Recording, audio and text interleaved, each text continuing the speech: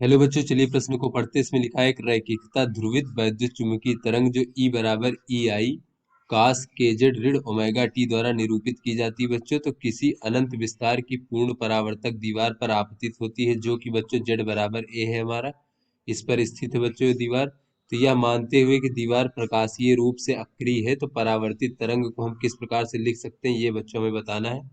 तो चलिए बच्चों इस प्रश्न की मूल अवधारणा को हम देख लेते हैं बच्चों यहाँ पर हम देख लेते हैं ये इस प्रकार से बच्चों, कोई हमारी दृढ़ दीवार है बच्चों। यहाँ पर अगर हम हमारी जो बच्चों जो वैद्युत चुंबकीय तरंग है टकराती है, टकराने के बाद बच्चों इस प्रकार से वापस लौट आती है बच्चों। तो ऐसे में यहाँ पर देख लेते हैं कि अगर बच्चों ये पूर्ण पूर्ण रूप से परावर्तित होकर के अगर वापस आ जाती है और ये दीवार का जो पदार्थ है बच्चों ये प्रकाशीय रूप से अक्रिय है, तो यहाँ पर बच्चों हम देख लेते हैं कि जो आपतित किरण और परावर्तित किरण है दोनों के बीच में जो कलांतर होगा बच्चों, वो कलांतर जो होता है बच्चों 180 डिग्री का होता है बच्चों। तो चलिए बच्चों अपने प्रश्न को हल कर लेते हैं। तो यहाँ पर बच्चों कहा जा रहा है कि एक हमारा जो वैद्युत चुम्बकीय तरंग है वो रैखिकता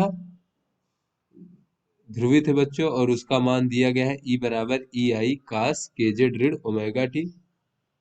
ई आई कास के जेड ऋण ओमेगा टी।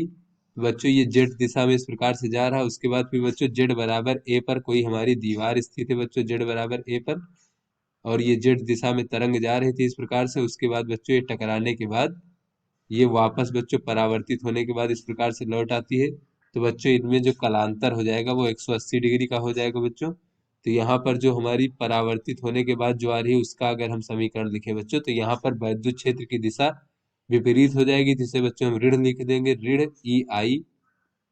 उसके बाद बच्चों कास और के बच्चों, और जेड क्या हो जाएगी बच्चों, अब इसके चलने की दिशा जेड के विपरीत में हो जाएगी, तो इसे हम माइनस जेड कह लेते हैं बच्चों।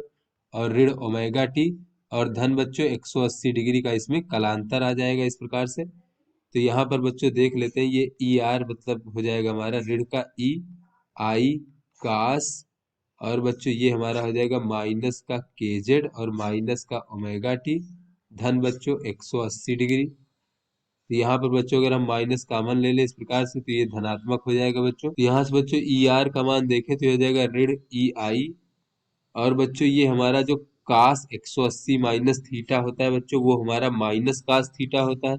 तो माइनस माइनस आगे आकर के बच्चों प्लस हो जाएगा, और ये हो जाएगा कास थीटा थीटा अर्थात बच्चों के जेड धन ओमेगा टी। तो चलिए बच्चों अपने विकल्पों को देखते हैं बच्चों। तो ये जो बच्चों हमारा बी विकल्प है ई नॉट आई, बच्चों ये यहाँ पर ई नाट अगर है इस प्रकार से तो यहाँ पर भी बच्चों हम ई नाट लगा लेते हैं, ई नाट आई कास के जेड धन ओमेगा टी। बच्चों यहाँ पर भी हम देख लेते हैं ये हमारा ई नाट है इस प्रकार से बच्चों यहाँ पर। अतः बच्चों ये जो हमारा बी विकल्प बच्चों ये हमारा सही विकल्प है। तो आशा करते हैं आपको समझ में आ गया होगा। धन्यवाद।